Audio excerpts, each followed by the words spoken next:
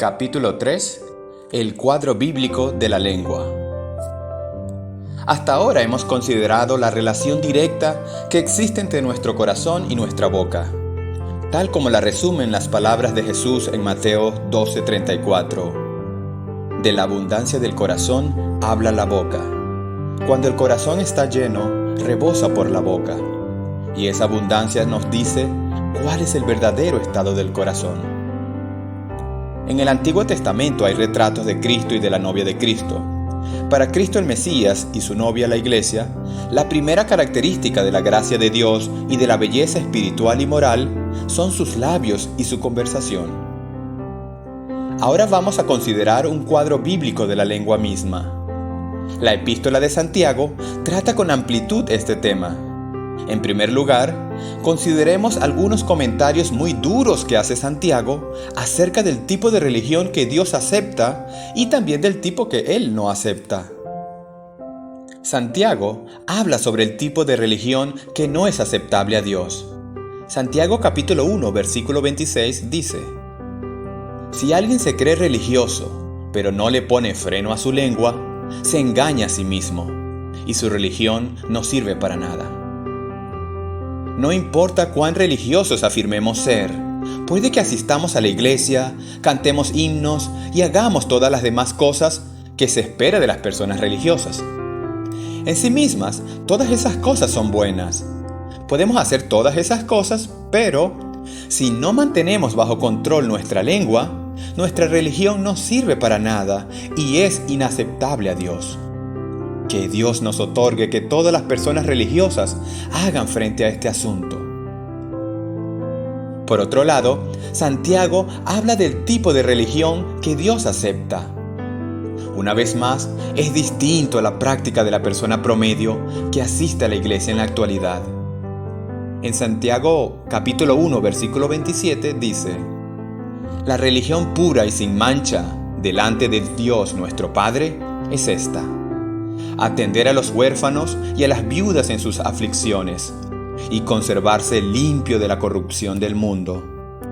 Si usted es religioso de alguna manera, permítame sugerirle que tome tiempo para mirarse en este espejo de la palabra de Dios, que se encuentra en Santiago 1, versículos 26 y 27. Si no controla su lengua, su religión no sirve para nada. Si quiere tener una religión que sea aceptada por Dios, debe demostrarse primeramente y sobre todo en ocuparse de quienes tienen necesidad, los huérfanos y las viudas. Pienso otra vez en el doctor en el desierto. Cuando preguntaba a sus pacientes cómo se sentían, él realmente no estaba demasiado interesado en la respuesta, porque lo siguiente que siempre decía era: muéstreme su lengua. Eso es en realidad lo que Santiago está diciendo en estos dos versículos. Si quiere usted impresionar a Dios con su religión, lo primero que Él diría es: muéstrame tu lengua. Él va a juzgar por la lengua de usted si su religión es válida y aceptable o no.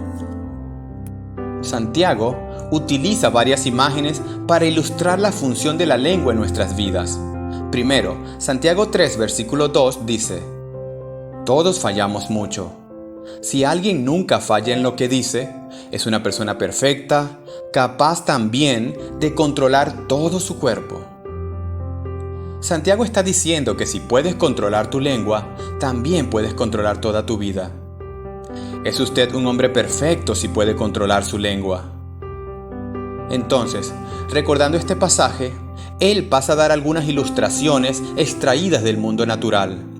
En Santiago 3, del versículo 3 al 8, continúa diciendo: Cuando ponemos freno en la boca de los caballos para que nos obedezcan, podemos controlar todo el animal. Fíjense también en los barcos. A pesar de ser tan grandes y de ser impulsados por fuertes vientos, se gobiernan por un pequeño timón a voluntad del piloto. Así también, la lengua es un miembro muy pequeño del cuerpo, pero hace alarde de grandes hazañas. Imagínense qué gran bosque se incendia con tan pequeña chispa. También la lengua es un fuego, un mundo de maldad. Siendo uno de nuestros órganos, contamina todo el cuerpo y encendida por el infierno, prende a su vez fuego a todo el curso de la vida. El ser humano sabe domar, y en efecto, ha domado toda clase de fieras, de aves, de reptiles y de bestias marinas. Pero nadie puede domar la lengua. Es un mal irrefrenable, lleno de veneno mortal. Santiago está sacando a la luz el significado y la influencia de la lengua para todo el curso de nuestra vida. El primer ejemplo que utiliza es el freno en la boca de los caballos. Dice: cuando ponemos freno en la boca de los caballos para que nos obedezcan, podemos controlar todo el animal. El caballo, en la Biblia, es normalmente un tipo de la fuerza física.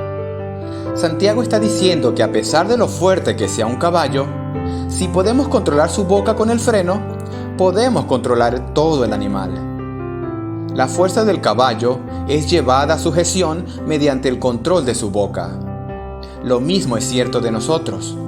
Lo que controla nuestra boca, controla todo el curso de nuestra vida. El siguiente ejemplo quizás sea un poco más gráfico. Él compara la lengua con el timón de un barco. Un barco puede ser una estructura inmensa, pero ser llevado de un lado a otro por las fuerzas tremendamente potentes de los vientos y de las olas. Sin embargo, en ese barco hay solo una pequeña parte decisiva: el timón. El uso del timón es lo que determina todo el curso del barco.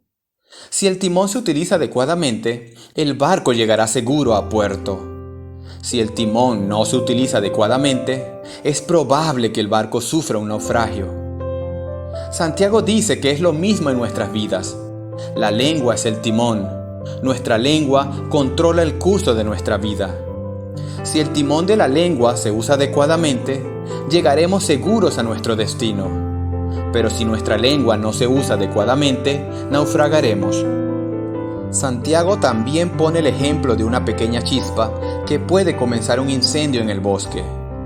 Cada año, en los Estados Unidos, se invierten miles de millones de dólares en daños causados por incendios forestales, y normalmente comienzan precisamente del modo que dice Santiago, con una pequeña chispa. El Departamento Forestal de los Estados Unidos tiene un cartel muy gráfico que dice: solo tú puedes evitar incendios forestales. Eso también es cierto en la esfera espiritual.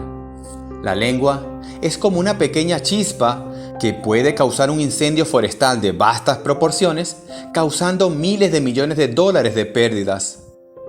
Muchas iglesias y grupos religiosos ya no existen debido a que una lengua encendió una chispa que quemó todo y no pudo ser restaurado.